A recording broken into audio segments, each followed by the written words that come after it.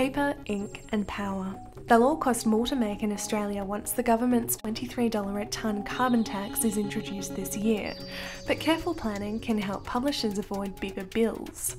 News Limited went carbon neutral in 2010, and the company is one of the most carbon conscious in the world. News Limited's climate change manager Tony Wilkins explains what publishers should expect come July. News Limited will pay the carbon tax, not directly but indirectly, through every bit of energy that we consume and every product that we purchase that consumes energy in Australia. All other publishers will be paying exactly the same amount of tax given the ratio of goods they buy. It will affect all of us.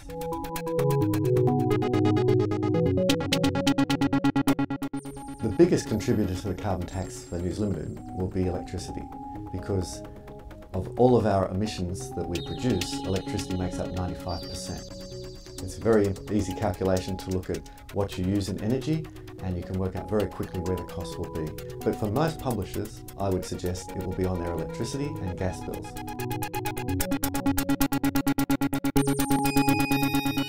We would expect some rises in many costs.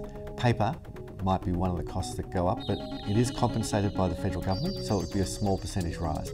We form long-term partnerships as a rule with our paper suppliers like Norske Skog, and Norske Skog have taken on the same challenge as us with our carbon emissions.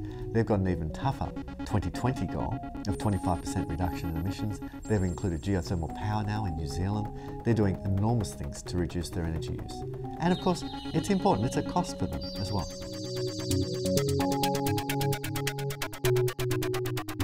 A lot of people have asked questions about what would be the impacts of a carbon tax on the distribution of newspapers and magazines. And I'd have to say, after looking at it, there shouldn't be any in the first few years. Between the 1st of July 2012 right through to 2015, there will be no impacts at all as far as I can tell. Distribution after that, large trucks will be impacted with fuel costs, but smaller trucks won't.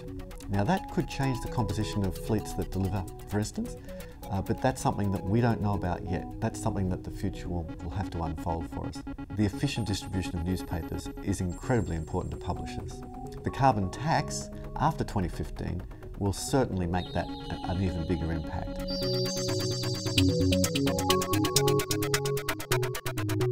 I've had a lot of people ask me, how can I determine what the carbon tax impact is going to be on my business?